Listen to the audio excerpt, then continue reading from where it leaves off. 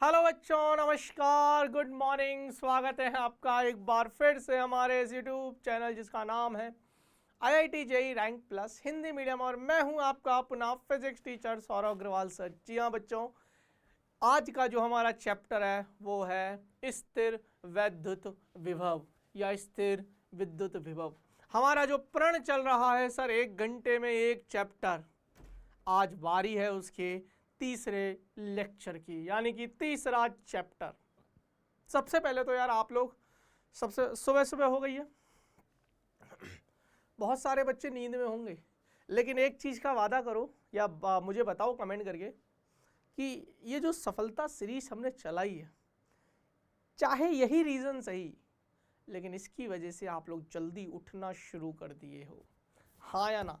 कितने बच्चे सहमत है मेरी इस बात से कि यार गुरुजी बात तो बहुत तगड़ी बोल दी आपने। क्या कहते हो यार? क्या कहते हो यार? तो 1 घंटे में एक चैप्टर स्थिर वैद्युत विभव शुरू करेंगे कहानी को बेटा जी। हेडिंग लगा लो, सबसे पहले वैद्युत विभव की, इलेक्ट्रिक पोटेंशियल की, किसे कहते हैं, क्या कहते हैं, सब कुछ हम बात करेंगे। थ्योरेटिकल है। देखिए ये जो कहानी है इसमें आपका बेसिक जो पर्पज है, ये जो सीरीज चलाई है इसमें क्वेश्चंस नहीं करवाएंगे। मैं आपको बता दूं, क्वेश्चंस चाहिए तो अलग से सीरीज ले आएंगे उसके लिए। इस पर्टिकुलर जो सीरीज है इसमें हम 1 घंटे में एक चैप्टर का मतलब है आपको थ्योरी, डेरिवेशंस, कॉन्सेप्ट्स सारा सिखा देंगे। परंतु अगर आप न्यूमेरिकल्स की बोलो, प्रीवियस ईयर्स के क्वेश्चंस की बोलो, सवालों की बोलो, वो नहीं बताएंगे।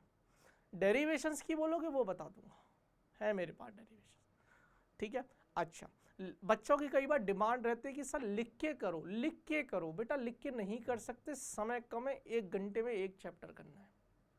आज भी मेरे पास 22 स्लाइड है और 22 स्लाइड, हर एक स्लाइड पे हम 3-3 मिनट भी देंगे तो 22 44, 22 3 66 मिनट में हम ये पूरा करेंगे। कुछ में 1-2 मिनट कम लग जाएंगी तो हम 60 मिनट में पूरा कर पाएंगे। उसी हिसाब से मैं प्लान करके आता हूँ। आपको लगता होगा कि ये 1 ही घंटे तो है, लेकिन ये 1 घंटे की कहानी को बनाने में बेटा 5 से 6 घंटे लग जाते हैं। आपको नहीं पता, माइंड मेकअप करना पड़ता है, PPT बनानी पड़ती है, बहुत सारी चीज़ें हैं। तो मेहनत हम भी करते हैं। अब मेहनत करने की बारी आपकी है। सुबह हो चुकी है, 6 बज चुके हैं। उठ जाइए मेरे प्यारे दोस्तों। और हाँ, गुड मॉर्निंग, है ना? तो फ्रेश माइंड से उठे हो, फ्रेश हो। अच्छा एक चीज़ और है, मैं थोड़ा सा बात कर लेता हूँ 1-2 मिनट। आप लोग उठते ही पढ़ने मत बैठना, उठते ही तो आंखों में नींद होती है। तो अगर 6 बजे क्लास स्टार्ट होती है तो कोशिश करो 5 बजे उठ जाओ। 5 से 6 बजे तक में ना आप 1 घंटे में अपने आप को बिल्कुल तरोताज़ा कर सकते हो। कैसे? 5 बजे उठिए, चाय वाय पियोगे आप, थोड़ी देर वॉक कर लो, फ्रेश हो लो, एक्सरसाइज कर लो, थोड़ी देर मेडिटेशन कर लो, 10 मिनट योगा वोगा कर लो। इतना सब कर करा के जब तुम 6 बजे बैठोगे तो फ्रेश होके बैठोगे। 6 से 7 बजे तक लोग सो के नहीं उठेंगे और आपका एक चैप्टर तैयार हो जाएगा। फिर पूरा दिन है, नोट्स बनाओ, क्वेश्चंस की प्रैक्टिस करिए, आगे बढ़ते रहिए। विद्युत विभव, विद्युत क्षेत्र के प्रत्येक बिंदु का अदिश गुणधर्म है। विभव एक अदिश राशि है ना? विद्युत क्षेत्र में किसी बिंदु पर विद्युत विभव को एकांक धनात्मक आवेश की अन्योन्य ऊर्जा से परिभाषित करते हैं। यदि विद्युत क्षेत्र के किसी बिंदु पर Q0 आवेश की स्थितिज ऊर्जा U है तो विभव को हमने बेसिकली डिफाइन किया है स्थितिज ऊर्जा बटे Q0, स्थितिज ऊर्जा बटे Q0, और स्थितिज ऊर्जा होती है K Q1 Q2 बटे R। देखिए एक्चुअली स्थिर वैद्युत स्थितिज ऊर्जा 2 भागों से मिलकर बनती है, एक है अन्योन्य ऊर्जा और एक है स्वयं ऊर्जा। हम बिंदु आवेश मानकर चलते हैं तो बिंदु आवेश की स्वयं ऊर्जा तो खत्म हो गई, उसको तो नगण्य मान लेंगे। तो स्थिर वैद्युत ऊर्जा जो है वो केवल अन्योन्य ऊर्जा के बराबर रही, स्वयं ऊर्जा तो खत्म हो गई। अब ये अन्योन्य ऊर्जा बेसिकली क्या है? निकाय को, मान लीजिए मैं 3 आवेशों को लेकर आया और 3 आवेशों को मैंने एक त्रिभुज में रख दिया, त्रिभुज के आकार में रख दिया, 3 आवेशों को लाया, तो कहीं से तो लाया, तो लाने में मैंने काम किया, लाने में मैंने कार्य किया। वो जो कार्य है ना वो मेरा स्थिर वैद्युत स्थितिज ऊर्जा के रूप में परिभाषित किया गया है। तो वहाँ से ये कहानियाँ निकल के आती हैं। आप इतना दिमाग में रखिए कि विभव को हमने कैसे डिफाइन किया है, स्थिर वैद्युत स्थितिज ऊर्जा बटे आवेश, एकांक धनावेश, और मात्रक क्या हो जाएगा, ऊर्जा है ऊपर जूल, नीचे है आवेश जूल पर कूलाम। तो विभव का मात्रक हो जाता है जूल पर कूलाम, जिसको हम आगे चल के वोल्ट नाम देने वाले हैं। क्या नाम देने वाले हैं, वोल्ट। तो पहली पिक्चर क्लियर है, पहली पिक्चर क्लियर है। मैं पहली स्लाइड लिख देता हूं। अब बात करते हैं दूसरी स्लाइड। अब सुनना, वैद्युत क्षेत्र में एक आवेश की स्थितिज ऊर्जा उस आवेश को अनंत से विद्युत क्षेत्र में दिए गए बिंदु तक लाने में किए गए कार्य के रूप में परिभाषित करते हैं। विद्युत क्षेत्र में एक आवेश की स्थितिज ऊर्जा को अगर मुझे डिफाइन करना है, विद्युत एक आवेश है, उसके आसपास विद्युत क्षेत्र है, पिछला लेक्चर देख लिया होगा।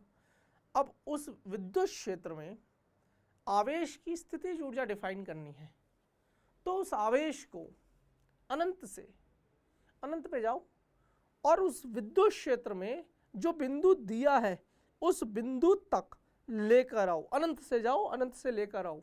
लेकर आने में जो किया गया कार्य है उसके रूप में हम उसको परिभाषित करते हैं। इसी प्रकार हम विद्युत विभव को, अब देखना, विद्युत विभव को एकांक धनावेश को अनंत से विद्युत बलों के विरुद्ध किए गए, विद्युत बलों के विरुद्ध दिए गए बिंदु तक लाने में किए गए कार्य के रूप में परिभाषित करेंगे। क्लियर है? किसी बिंदु पर विद्युत विभव भौतिकीय रूप से एकांक धनावेश को अनंत रूप से किसी निर्देश बिंदु तक विस्थापित करने में संरक्षित क्षेत्र के विरुद्ध किए गए कार्य के बराबर होता है, और V हो जाएगा W बटे Q0। कार्य प्रति एकांक आवेश, अनंत पर जाइए, एकांक धनावेश को उस विद्युत क्षेत्र में लाने में किया गया कार्य लेकिन विद्युत बलों के विरुद्ध, तो हो जाएगा कार्य बटे आवेश। कार्य का अगेन मात्रक, कार्य ऊर्जा का एक रूप है जूल प्रति कूलाम। चलिए तीसरा, विभव से संबंधित मुख्य बिंदु regarding potential, it is worth noting that. सुन लीजिए, मेरे पास कुछ इंपॉर्टेंट पॉइंट्स हैं, एक एक पॉइंट पर चर्चा करते हैं। पहला है, यह एक अदिश राशि है। विद्युत विभव एक अदिश राशि है। आपको समझ तो आ रहा है ना? विद्युत विभव एक अदिश राशि है। इसका विमीय सूत्र हमें दे रखा है mL2 T-3 A-1, और इसका मात्रक है वोल्ट या जूल प्रति कूलाम।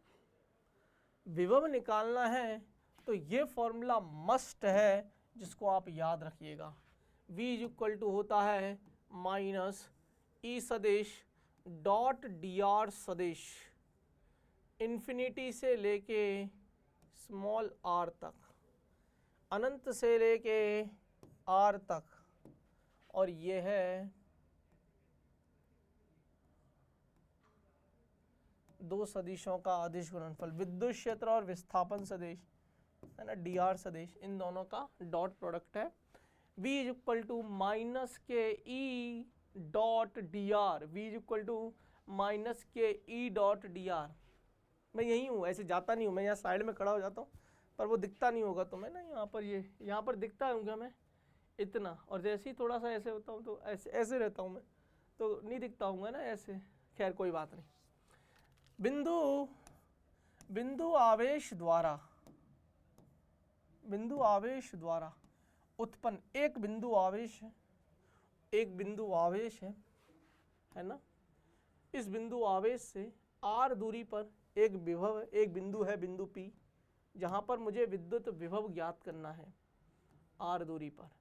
तो ये विभव जो हो जाएगा वो हो जाएगा के क्यू बाई आर। के की वैल्यू 1/4πε0, तो 1/4πε0 को आप के बोल दो तो के क्यू बाई आर या 1/4πε0 इंटू आर। चौथा पॉइंट है, अब चौथे पॉइंट में दो भाग हैं, ए और बी। चौथे पॉइंट में दो भाग हैं। अगर विभिन्न आवेशों के कारण मुझे विभिन्न आवेश वितरण के कारण से अगर मुझे विभव निकालना, दो तरीके से आवेश वितरित हो सकते हैं। एक तो है विविक्त रूप से, अलग अलग आवेश है वो अलग अलग जगह पर है, एक Q1 पड़ा है Q2 पड़ा है। एक है कि सतत रूप से वितरित है, जैसे याद करो रेखीय रूप से एक छड़ है और उस पर लंबाई पर L लंबाई की एक छड़ है, उस पर मैंने आवेश पूरा लंबाई में बिछा रखा है। तो तुम क्या बोलोगे, सर ये रेखिक आवेश घनत्व हमें इसका लैम्डा दे रखा होगा, क्योंकि आवेश जो है वो बिंदु नहीं है, वो पूरी लंबाई में फैला हुआ है और सतत रूप से है, एक समान रूप से फैला हुआ आवेश है, उसके कारण से विभव निकालना है तो अलग कहानी। और बहुत सारे आवेश, एक Q1 यहाँ पड़ा है, Q2 यहाँ पड़ा है, बिंदु आवेश Q1, बिंदु आवेश Q2 ऐसा पड़ा है, तो हम उसको विविक्त ले लेते हैं। क्लियर है?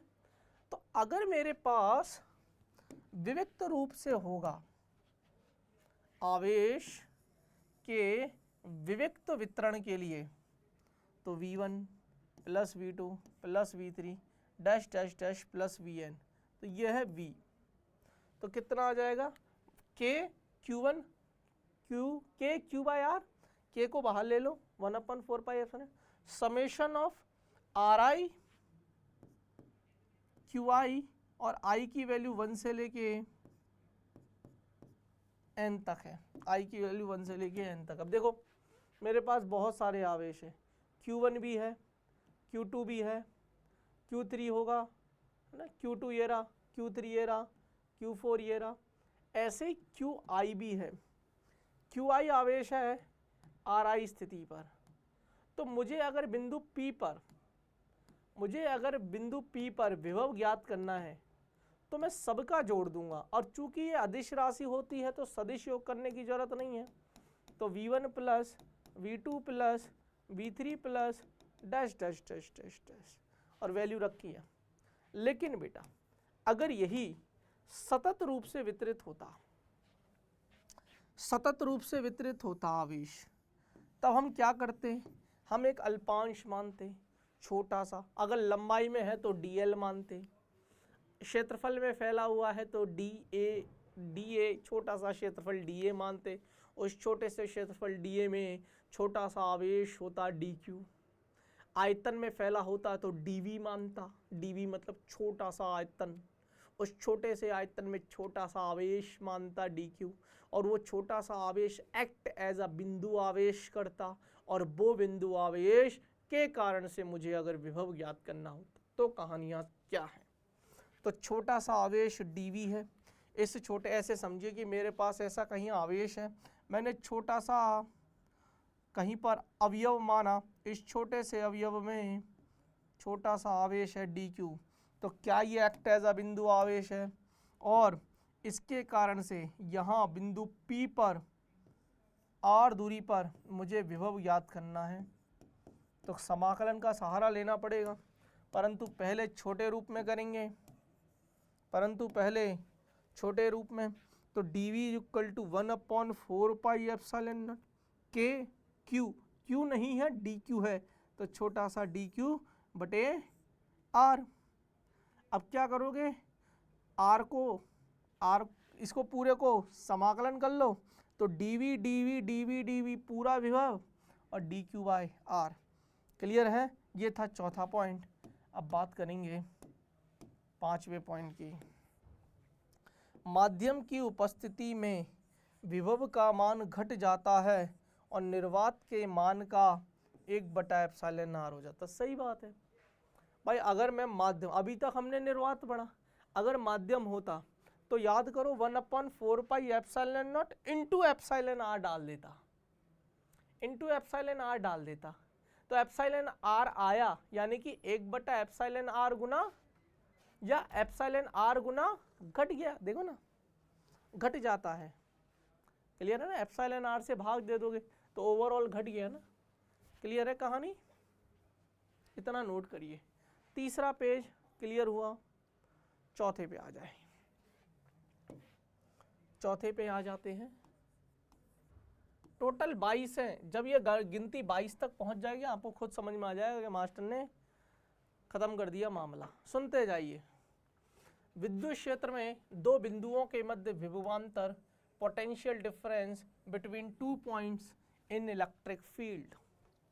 सुनिए, विद्युत क्षेत्र में दो बिंदुओं के मध्य विभवांतर एक एकांक धनावेश हो। अगर मुझे दो बिंदुओं के मध्य विभवांतर चाहिए तो एकांक धनात्मक आवेश को विद्युत बलों के विरुद्ध एक बिंदु से दूसरे बिंदु तक विस्थापित करने में किए गए कार्य के रूप में परिभाषित किया जा सकता है।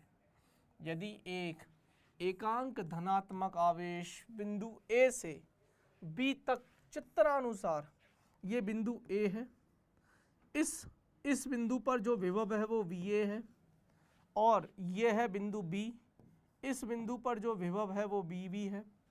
यहाँ से इसको यहाँ तक A से B तक लेकर जाना है, A से B तक लेकर जाना है, तो कार्य कितना होगा, A से B का लेकर जा रहा हूं इसीलिए VB माइनस VA करूंगा। अगर B से लेकर A तक होता तो VA माइनस VB करता, उल्टा करना है ना, ये याद रखना। माइनस E डॉट DR आएगा, E डॉट DR आएगा, फॉर्मूला भी अभी बताया। और कहाँ से कहाँ तक लेकर जा रहे हो, A से लेकर B तक। लेकिन ये मत भूलना मेरे बच्चों, हमेशा ये याद रखना कि अगर A से लेकर B तक लेकर जा रहे हो तो उल्टा आएगा VB माइनस VA। क्लियर है, नोट इट डाउन, समझ में आया। अगला 5वां स्लाइड।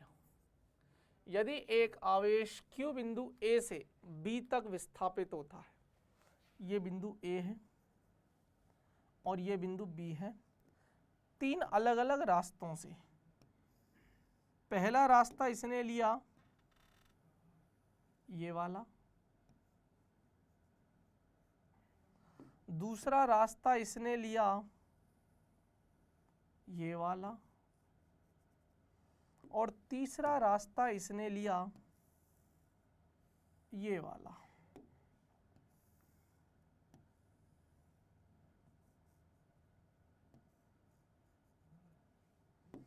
ठीक है, यह है बिंदु A, यह है बिंदु P।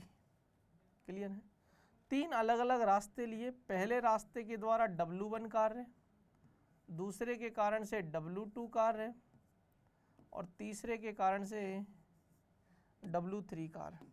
एक बात बताऊं, तीनों के कारण से किया गया कार्य बराबर आएगा। कारण है ये जो कार्य है ये पथ पर निर्भर नहीं करेगा, ये केवल इस पर निर्भर करेगा कहाँ से कहाँ तक लेके गए हैं, संरक्षी बलों द्वारा किए गए कार्य की। वही है, ध्यान से सुनना। क्योंकि देखो, एक आवेश Q बिंदु A से B तक विस्थापित होता है तो विद्युत बलों के विरुद्ध किया गया कार्य W कितना आएगा, वो आएगा बेटा, ये फॉर्मूला याद रख लेना, W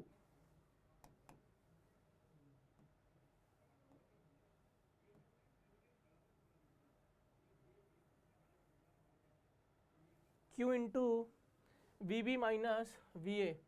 यदि इसी स्थिति में विद्युत बलों के द्वारा किया गया कार्य पूछा जाए, अभी विद्युत बलों के विरुद्ध था, अगर विद्युत बलों के द्वारा पूछा जाता तो माइनस चिन्ह आ जाता और वो माइनस इसको पलट, जैसे यहाँ VB माइनस VA है, यहाँ VA माइनस VB है। क्योंकि विद्युत बलों द्वारा है तो यहाँ माइनस लगा दो और यहाँ माइनस लगाते ही ये VA माइनस VB हो जाएगा। का उपयोग करेंगे। यदि VA का मान बड़ा है तो आवेश की प्रवृत्ति B बिंदु की ओर गति करने की होगी। यह प्रदर्शित करता है क्या विद्युत बल आवेश को उच्च विभव से निम्न विभव तक ले जाता है।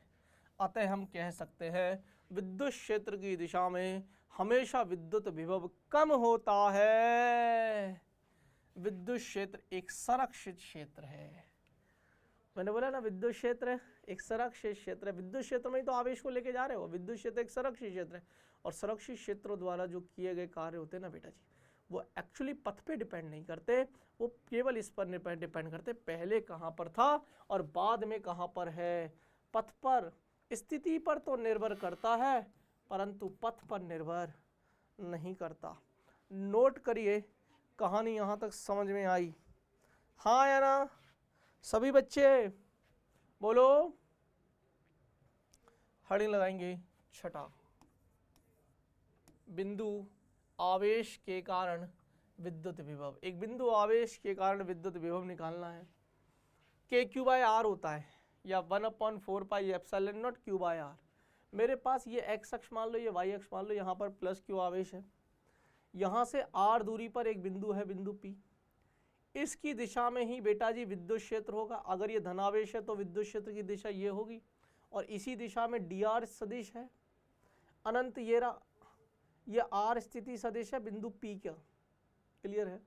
अब मुझे पता है V इक्वल टू होता है माइनस के ई डॉट डी आर अनंत से लेके आर, माइनस अनंत से लेके आर। ई की वैल्यू रख दी के क्यू बाय आर स्क्वायर। एक बिंदु आवेश के कारण विद्युत क्षेत्र, के की value 1/4 pi epsilon naught Q by R square D R. Theta की वैल्यू 0 है क्योंकि ये दोनों ही एक ही दिशा में है, तो दोनों एक दिशा में है तो थीटा 0 है और कॉस 0 1 होता है। तो यहाँ से खोलोगे ना तो E D R cos theta आएगा। दो सदिशों का अदिश गुणन E D R cos theta, cos 0 1 हो जाएगा तो ई इंटू डी आर लिख दिया। कुछ नहीं करना बेटा जी, इसको बाहर ले लिया है। 1/r स्क्वायर का -1/r हो जाएगा। अनंत से लेके आर उच्च सीमा डालो फिर निम्न सीमा डालो, सॉल्व करो। एक बिंदु आवेश के कारण जो विभव आएगा वो आएगा के क्यू बाई आर। के क्या होता है 1/4 पाई एप्सिलॉन नॉट। हाँ या ना का जवाब दे दो फटाफट से। क्लियर है? Note it down. सातवां, मजा आ रहा है? आवेशित वलय के कारण विद्युत विभव। हमने विद्युत क्षेत्र की तीव्रता ज्ञात करी थी आवेशित वलय के कारण। कितने बच्चों को याद है? आवेशित वलय के कारण विद्युत क्षेत्र की तीव्रता ज्ञात करी थी। अब विभव ज्ञात करेंगे। एक समान रूप से आवेशित वलय है। देखिए हमें पूरा लंबाई में आवेश दे रखा है। मैंने छोटा सा अल्पांश dl ले लिया, छोटा सा अल्पांश dl ले लिया। उस छोटे से अल्पांश dl लंबाई के में छोटा सा आवेश है dq। ठीक है, ये हो जाएगा बेटा जी a और ये हो जाएगा x, ये हो जाएगा a। तो r की वैल्यू क्या आएगी? ये r आ जाएगा under root a square plus x square. ये बिंदु P वो बिंदु है जहाँ पर आपको विभव ज्ञात करना है। बताओ, सोचने की जरूरत ही नहीं है। छोटे से लघु अल्पांश तथा बिंदु P के मध्य दूरी, छोटा सा आवेश dq है। इस dq के कारण से यहाँ पर विभव लिखेगा तो छोटा सा विभव कितना आएगा? k q आ जाएगा dq बटे r। ये r आ जाएगा under root a square plus x square आ जाएगा। इसको बड़ा कर लो, इसको बड़ा कर लो। देखिए, अरे यार डी को मैं 1/4 पाई एप्सिलॉन नॉट लिख सकता हूँ ना भाई।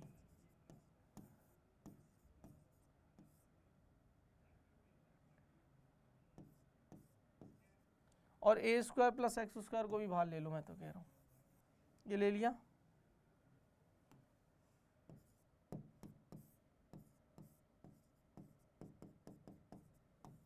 समाकलन dq कर लो। dq हो जाएगा पूरा। तो लिखा है ना संपूर्ण वलय के कारण से लिखना है, तो dq हो जाएगा पूरा q। तो ये आ जाएगा के क्यू बाई, अगर इसको पूरे को लिखूंगा तो विभव आ जाएगा के पूरे पर आवेश मान लेते हैं क्यू है, के क्यू बाई आर स्क्वायर। ये हो जाएगा बेटा जी K q by nought r square, K q by r, K q by r. तो के की value 1/4 pi epsilon nought d q d q d q q हो गया, और ये तो है ही है a square plus x square under root है, तो घात आधा लिख दूंगा। डेरिवेशन समझाया है, हाँ या ना?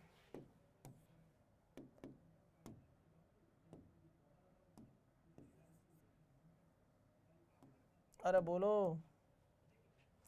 अगला क्लियर है?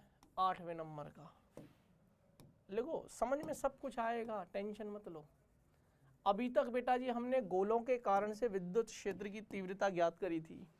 पहले बताओ ये समझ में आया क्या? मुझे एक बार फटाफट से कमेंट करके लिख दीजिए सभी बच्चे, मुझे एक बार फटाफट से कमेंट करके लिख दीजिए सभी बच्चे।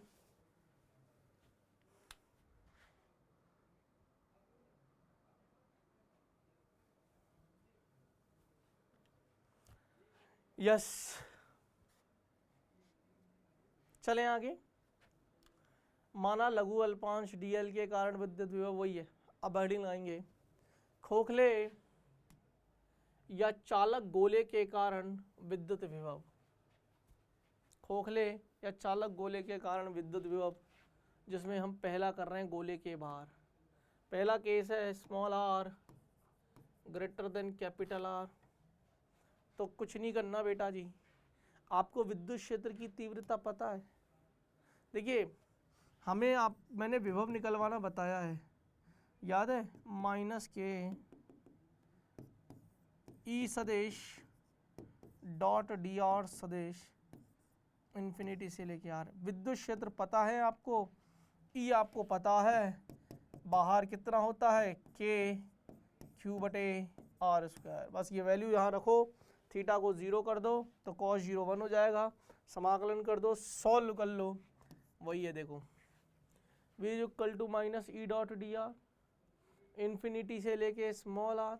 विद्युत क्षेत्र हमें ई पता है 1/4 pi epsilon naught Q by R square. बस बेटा जी इसको सॉल्व किया है और ये आ जाएगा के क्यू बाय आर। हाँ या ना? तुम्हारी बॉडी लैंग्वेज बता रही है कि तुम मज़ा नहीं आ रहा तुम लोगों को, क्या कहते हो यार? तुम्हारी बॉडी लैंग्वेज बता रही है तुम्हें मज़ा नहीं आ रहा। अब 9वें नंबर का है सतह पर।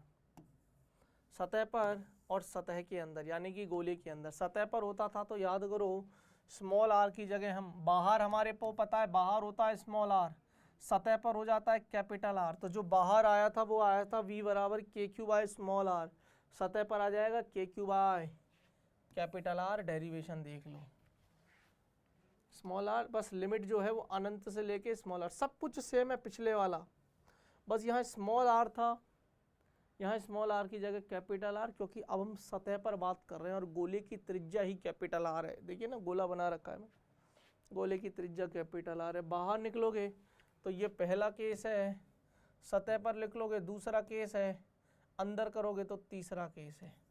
अंदर small are less than R, ये बात खत्म, तीनों केस मामला सेट है। सतह के अंदर, अब देखिए सतह के अंदर विद्युत क्षेत्र 0 होता है, सतह के अंदर विद्युत क्षेत्र 0 होता है।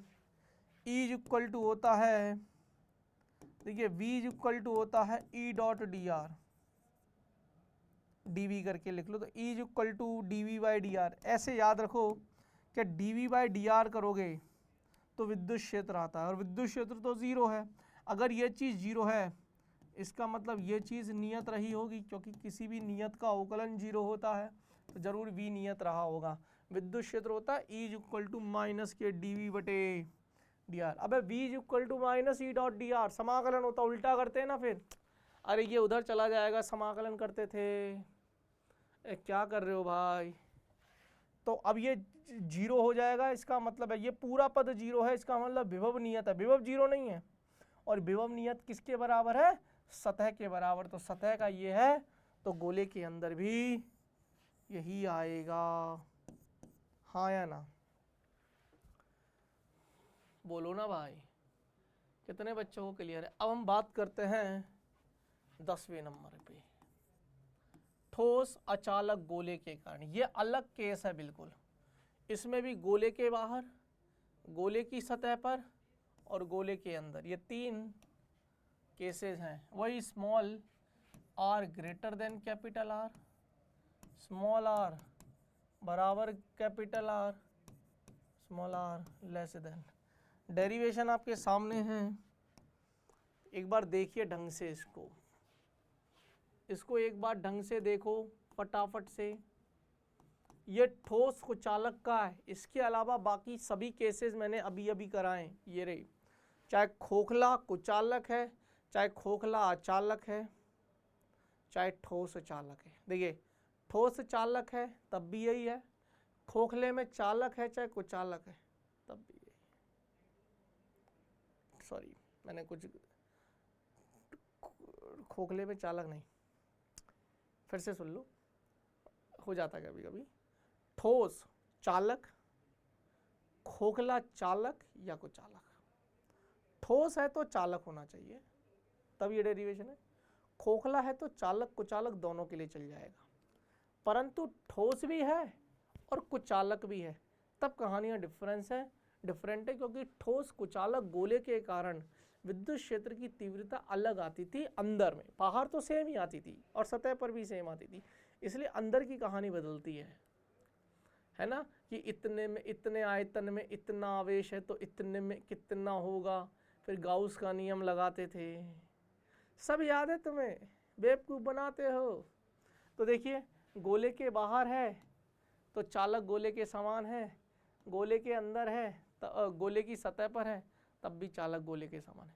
पता है सवाल कहाँ आता है? सवाल आता है गोले के अंदर।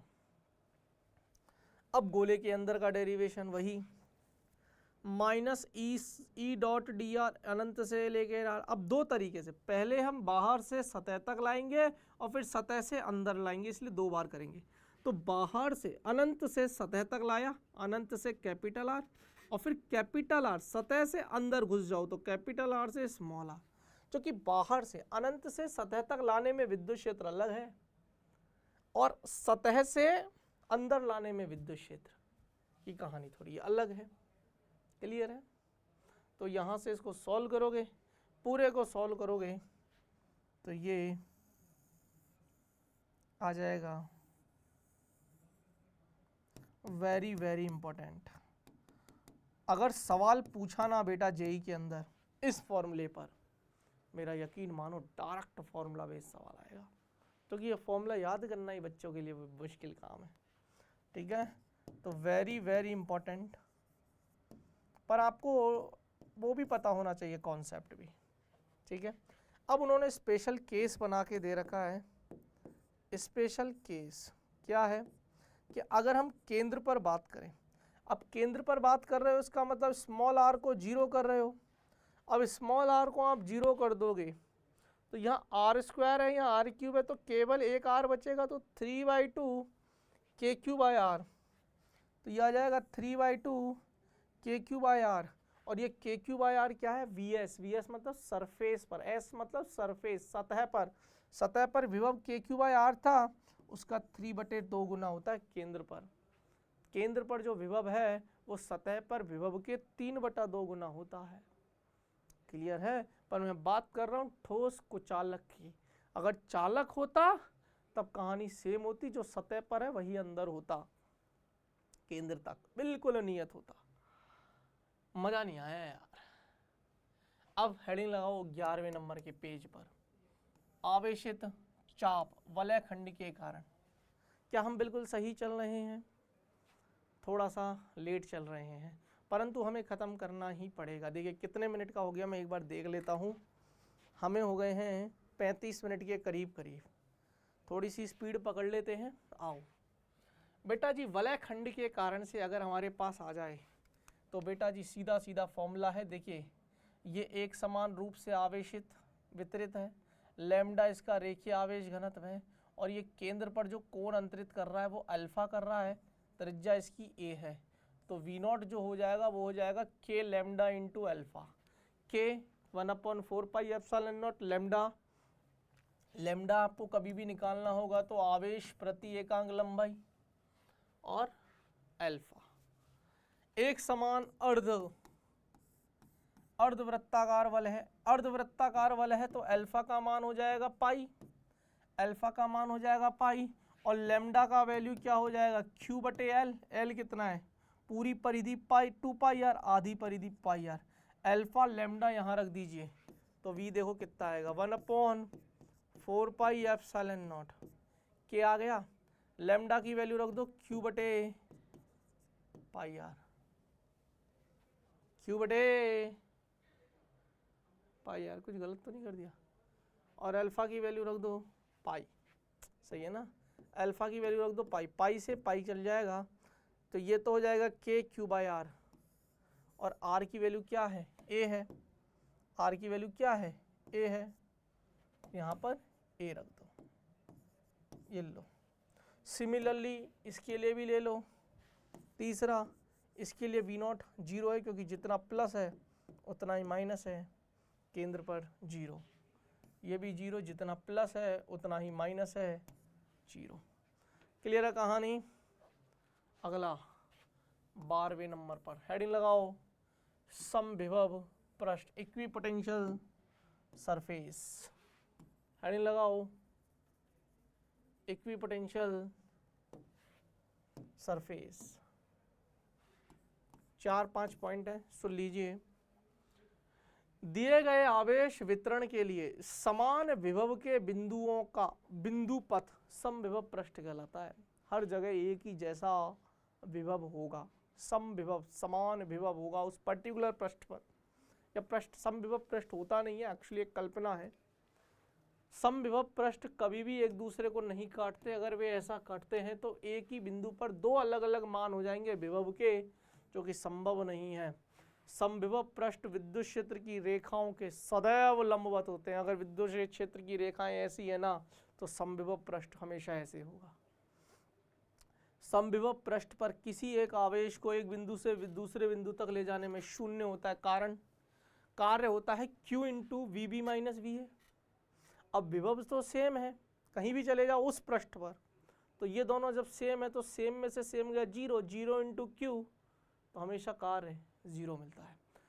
12वां समझ में आया, तो 13वां समझो समविभव पृष्ठ दिखती कैसी है। आओ देखिए, विभिन्न प्रकार के समविभव पृष्ठ, विद्युत बल रेखाएं ऐसी हैं, विद्युत बल रेखाएं ऐसी है, समविभव पृष्ठ मैंने दिखा रखा है, हाँ या ना। ये v बराबर v1 है, ये अलग पृष्ठ है। इस पूरे पृष्ठ पर विभव समान है, लेकिन यहां जाओगे तो यहां पर विभव अलग है ना। वैसे भी विद्युत क्षेत्र की दिशा में जाते हैं तो विभव घटता है। खैर, आपको समझ में आया। इस पूरे पृष्ठ पर कहीं घूम लूँ तो विभव समान है, यहां जाऊंगा तो विभव अलग हो जाएगा, इसलिए यहाँ v1 है तो यहाँ v2 है ना।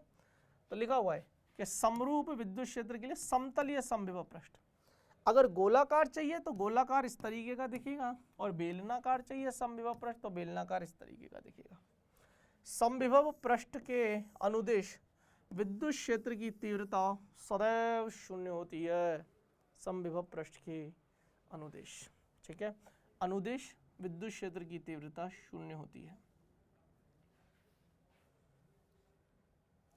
ठीक है। अरे हाँ या ना, मजा नहीं आ रहा यार। 14वें नंबर पे आते हैं। देखिए, मैंने फिक्स स्लाइड्स बना रखी हैं, 22 हैं टोटल। समय 40 मिनट के करीब करीब हो गया है, बिल्कुल we are running on time, खत्म कर दूंगा 1 घंटे के अंदर।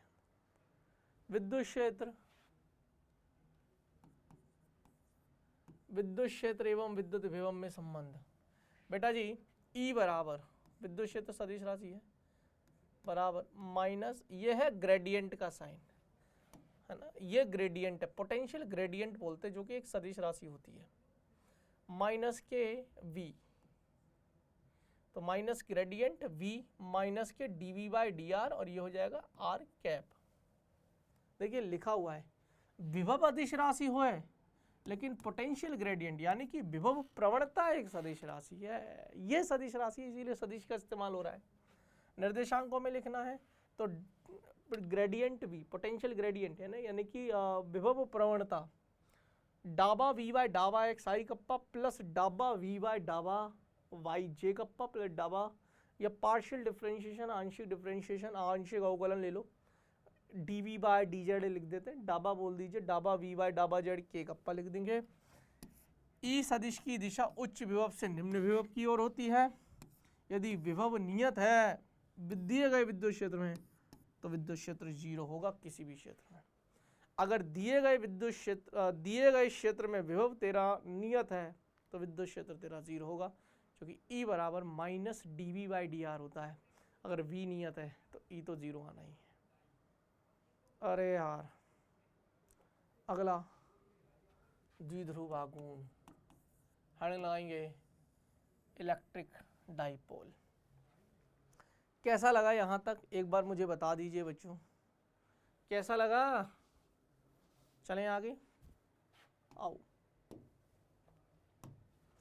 चित्रानुसार अल्प दूरी पर रखे, देखिए सीधी सी बात है, आप परिभाषा पढ़ लेना। माइनस क्यू आवेश प्लस क्यू आवेश, दो आवेश है, विपरीत प्रकृति है, वैसे सेम है। जैसे इधर +2 कूलाम है तो इधर -2 कूलाम है तो इधर +2 कूलाम है। क्या अलग है? प्रकृति, एक धन है तो दूसरा ऋण है। दोनों के मध्य में d दूरी है।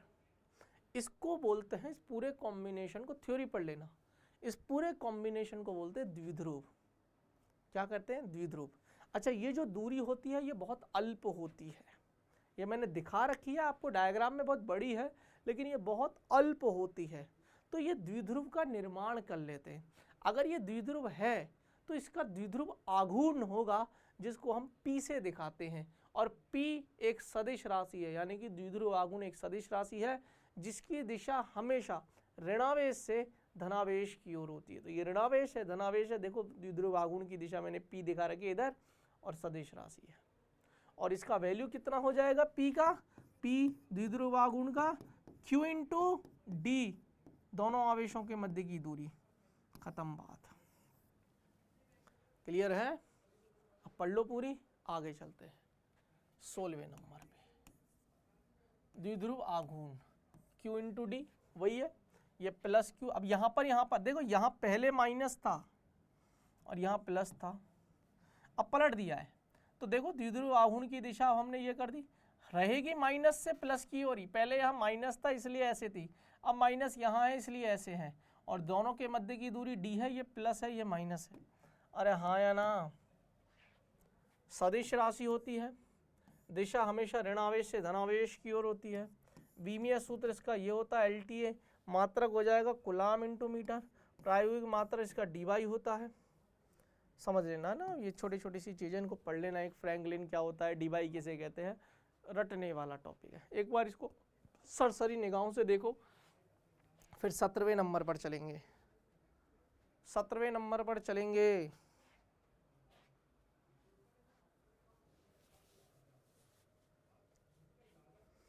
देखो एक बार सरसरी निगाहों से, और कमेंट करके मुझे बताइए क्या कोई तकलीफ है क्या आपको? अभी कोई तकलीफ हुई है क्या? अरे हाँ या ना? क्लियर है मामला?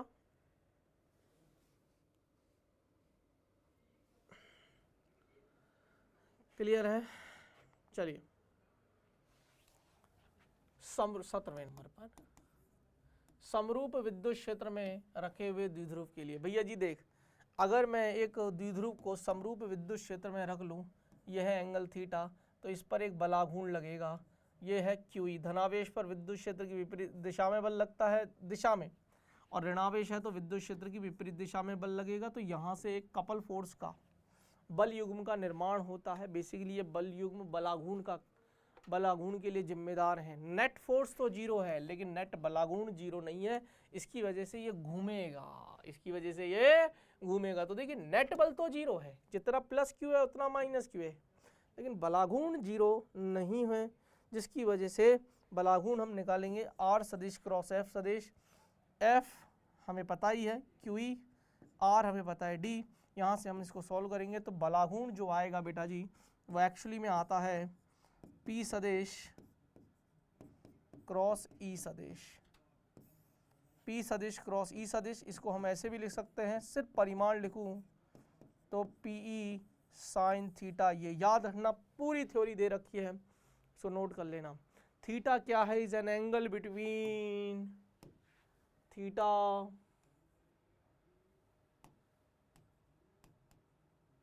is an angle between E vector and P vector। Clear है? 18वें नंबर का खत्म हो गई अब का। अब प्योर छोटी छोटी सी चीजें हैं, ये हो जाएगा, ये हो जाएगा, और फिर ये विभव है, ये है 1 2, तो ये है 3 4।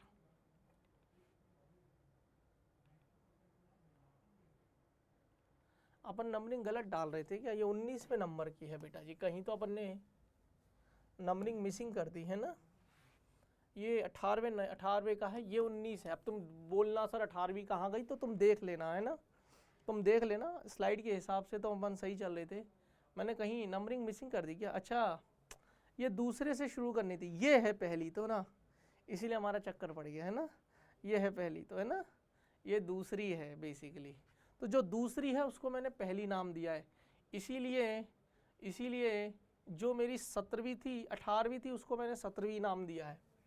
तो आप एक काम करो, 21 ही स्लाइड है ऐसे मान के चलो, टोटल कितनी है? 21 स्लाइड है, और हम आ गए 18वें पे। 18 19 20 21, 4 स्लाइड और पढ़नी है। सुनो, विद्युत क्षेत्र में द्विध्रुव को घुमाने में किया गया कार्य, work done in rotation of dipole. जब एक द्विध्रुव को एक विद्युत क्षेत्र में थीटा कोण पर रखा जाता है तो विद्युत क्षेत्र के कारण इस पर बलागुण tau equal to PE sine theta, tau equal to PE sine theta. अगर इस विद्युत क्षेत्र में एक द्विध्रुव को θ1 से θ2 तक घुमाऊं मान लेते हैं, तब कार्य वही सेम dw ले लेते हैं पहले के, छोटा सा घुमाया d थीटा, छोटा सा घुमाने में dw कार्य हुआ और बलागुण ऑलमोस्ट नियत था। तो फिर ये आ जाएगा छोटा छोटा छोटा छोटा बड़ा dw, तो d tau into D theta, ठीक है। तो θ1 से θ2 तक, तो θ1 से θ2 PE sine theta d theta, PE नियत है बाहर ले लिया, साइन थीटा का करोगे तो माइनस के कॉस थीटा, समाकलन साइन थीटा का अवकलन कॉस थीटा, समाकलन माइनस कॉस थीटा।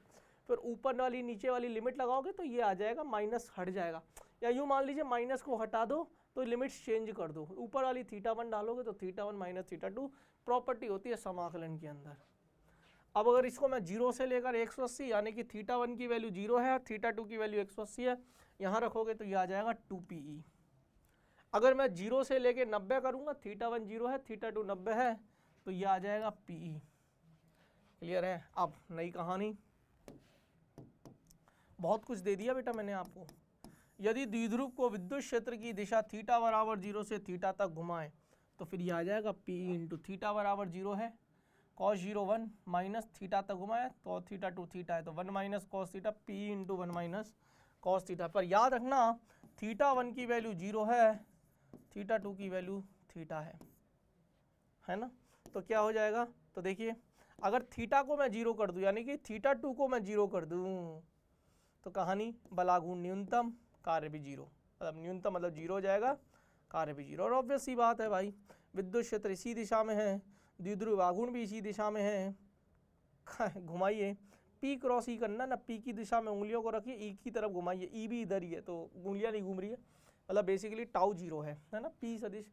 और साइन थीटा की ले लो यार, थीटा 0 है तो साइन 0 0 होता है, तो tau equal to P sine theta, P sine 0 0 हो जाएगा। कार्य आएगा तो कॉस का प्रयोग करते हैं ना। इसी प्रकार थीटा 90 होगा तो अधिकतम हो जाएगा बलागुण, कार्य हो जाएगा आपका पी। थीटा अगर 180 है तो बलागुण हो जाएगा 0, लेकिन कार्य होगा 2 PE। Note it down. Last ऊर्जाओं में फिर तो हम विभव पे आ जाएंगे। स्थिर वैद्युत स्थितिज ऊर्जा, स्थिर वैद्युत स्थितिज ऊर्जा। अब देखो वही सेम कहानी है। ये माइनस क्यू है, ये प्लस क्यू आवेश है, दोनों के बीच में 12 दूरी है। ये ए बिंदु है, ये बी बिंदु है, ठीक है। ये माइनस क्यू आवेश है, ये प्लस क्यू आवेश है।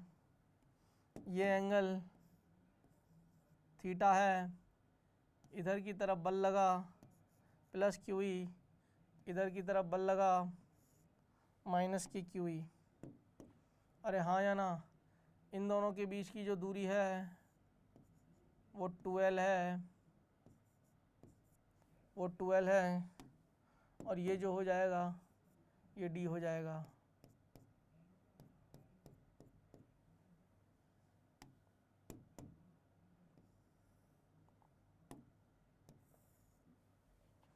क्लियर है? तो द्विध्रुव के संदर्भ में एक समरूप क्षेत्र में अगर हमने एक द्विध्रुव को रखा हुआ है तो बेसिकली वही बोलने चाह रहा है कि अगर 90 से थीटा कर दें हम, तो 90 से अगर हम थीटा 1 है 90, थीटा 2 है थीटा, तो सेम फॉर्मूला सब कुछ सेम है, बस पर वो आ जाएगा माइनस के पी सदिश डॉट ई सदिश। और ई एक संरक्षित क्षेत्र है, इसलिए द्विध्रुव को थीटा 1 से थीटा 2 तक घुमाने में जो भी कार्य किया जाए वह उसकी स्थितिज ऊर्जा में परिवर्तन के बराबर हो जाएगा। तो इसी को हम थीटा 1 से थीटा 2 इसको लिखते हैं you theta 2 minus you theta 1, P E cos theta 1 minus P E cos theta 2, P E common ले लेंगे cos theta 1 minus cos theta 2, that is, और यू कहाँ से आया, यू होता है minus P E cos theta या minus P सदिश डॉट ई सदिश। यहाँ तक की कहानी क्लियर है क्या? हाँ या ना? मुझे जल्दी से कमेंट करके बताइए, जल्दी से नोट करिए, जल्दी से नोट करिए बच्चों। क्लियर है? देखिए अब हमारे पास लास्ट 2 स्लाइड हैं। ये कितने नंबर की थी? ये 19वें नंबर की थी। अब हम लिखेंगे 20 और ये है 21 और इसके बाद ख़त्म। यहाँ है हमारा चैप्टर दी एंड। अब देखिए विभव की सबसे खूबसूरत बात पता है क्या है? ये एक अदिश राशि है, तो हम सीधा सीधा जोड़ेंगे। अक्षीय स्थिति पर निकालना होगा तो देखो एक द्विध्रुव आघूर्ण है, अक्षीय स्थिति, ये माइनस क्यू है, ये प्लस क्यू है, यहाँ है बिंदु P, दूरी हमने 12 ले रखी है कैलकुलेशन के लिए, D जो है ना D वो 12 ले रखी है, तो यहाँ से ये L हो जाएगी, ये L हो जाएगी, और यहाँ से O बिंदु से R दूरी पर, O बिंदु से R दूरी पर एक बिंदु है P, जहाँ पर मुझे विद्युत विभव निकालना है। तो देखो ये दूरी हो जाएगी R माइनस L, और माइनस Q से ये दूरी हो जाएगी R प्लस L। लेकिन बेटा जी ये ऋणावेश है तो इसके कारण से V माइनस आएगा और इसके कारण से V प्लस आएगा, तो घटाना पड़ेगा। तो V1 आ जाएगा धनावेश के कारण से KQ, बिंदु आवेश के कारण से KQ बाय R, R है R माइनस L, धनावेश से तो R माइनस L दूरी है ना, और ऋणावेश से आ जाएगा R प्लस L, लेकिन माइनस भी आएगा साथ में, ऋणावेश है ना, विभव धनात्मक ऋणात्मक दोनों होता है, अगर माइनस आवेश के कारण तो माइनस के साथ लिखिए। अब कुल विभव निकलना है, अदिश राशि है, सीधा सीधा जोड़ लो, तो सीधा सीधा जोड़ा तो मैंने कैलकुलेशन करी, कैलकुलेशन करने पर पाया मैंने ये, तो अक्षीय स्थिति पर मिल गया मुझे KP बटे R square minus L square.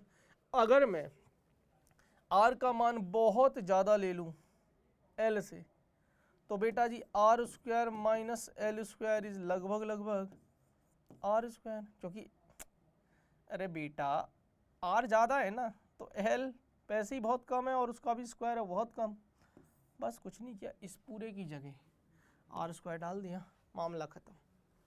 Clear है? अक्षीय स्थिति। अब हम बात करते हैं निरक्षीय स्थिति पर, और फिर हम एक और बात करेंगे सामान्य बिंदु पर, जनरल पॉइंट पर। अब वही निरक्षीय स्थिति, ये माइनस क्यू आवेश है, ये प्लस क्यू आवेश है, ये बिंदु O है, O से R दूरी पर एक बिंदु P है, ये X है, ये भी X है, ये O है, ये L हो जाएगी, ये भी L, क्योंकि ये पूरी 2L है। अब जितना यहाँ V प्लस के कारण से आएगा उतना ही V माइनस के कारण से आएगा, और दोनों सेम आएंगे परिमाण में। देखो KQ/X, KQ/X की वैल्यू अलग बात है, X की वैल्यू अगर निकालना चाहो तो निकाल लो। X की वैल्यू क्या हो जाएगी, R² प्लस L²। करना क्या है, लेकिन सीधा सीधा विभव 0 आ जाएगा। तो निरक्षीय स्थिति के कारण से विभव हमेशा क्या आता है बेटा, 0। जनरल पॉइंट पर आ जाओ, तो जनरल पॉइंट पर आ जाएगा बेटा जी K P cos थीटा आता है यहाँ पर, है ना, बटे R²। K की वैल्यू डालोगे 1/4πε, तो यही मिल जाएगा। एक्चुअली विभव का फॉर्मूला ये होता है एक जनरल पॉइंट पर, ठीक है। इसी को अगर सदिश रूप में लिखना होगा तो P सदिश डॉट R सदिश अपॉन 4πε0 तो है ही है, यहाँ पर हम R³ लिख देंगे। P क्या है, Q इंटू P क्या है, इंटू D सदिश विद्युत द्विध्रुव आघूर्ण। क्लियर है, अरे हाँ या ना, क्लियर है। यहाँ आकर आपका चैप्टर दी एंड हुआ। कैसा लगा लेक्चर? देखो बेटा 21 लेक्चर में मैंने ये ख़त्म कर दी लीला, मतलब 21 लेक्चर नहीं 21 स्लाइड्स में, और पूरा की पूरा आपको मैंने ये बता दिया विद्युत आवेश तथा क्षेत्र। अब मुझे बताओ कैसा लगा, फटाफट से मुझे बता दो, फटाफट से मुझे बता दो जल्दी, कैसा लगा कमेंट करके बताइए। मैं देख लेता हूँ कितने बच्चों के कमेंट आ रहे हैं, जल्दी फटाफट से बता दीजिए कमेंट करके, और ख़त्म करेंगे आज के इस सेशन को। उम्मीद करता हूँ आपको अच्छा लगा होगा, मज़ा आया होगा। तो चलिए बेटा जी, बहुत बहुत धन्यवाद। अगली क्लास में हम कुछ 11th क्लास का लेकर आ जाएंगे। अभी 12th क्लास का एक चैप्टर ख़त्म किया, हालांकि धारिता रह गया है, चाहो तो धारिता भी करवा दूंगा। अगर आप कमेंट सेक्शन में लिख दो कि सर क्लास 12th का चाहिए कि क्लास 11th का, 12th का चाहिए तो धारिता लेकर आऊँगा, 11th का चाहिएगा तो फिर मैं या तो काइनेमेटिक्स ले आऊँगा, समतल में गति या सरल रेखा में गति, 1D 2D दोनों करा देंगे, नहीं तो 2 पार्ट में करा देंगे, पहले 1D करा देंगे फिर 2D करा देंगे। जैसा आप बोलोगे वैसा करूँगा। कमेंट सेक्शन में लिख के ज़रूर जाना क्या चाहिए, तभी मैं वहाँ से पिक करूँगा। जिस बच्चे ने जो ज़्यादा बोला होगा वही उठाऊँगा। और इस सफलता सीरीज़ को सफल बनाइए, प्यार करिए भर भर के, शेयर करिए इसको अपने दोस्तों के साथ। चलिए बेटा जब मिलते हैं अगली क्लास में, तब तक के लिए अपना ख्याल रखना, हंसते रहना, मुस्कुराते रहना, और हाँ जुड़े रहना हमारे साथ, आपके अपने सौरभ सर के साथ, आपके अपने रैंक प्लस के साथ। सो बाय बाय, धन्यवाद।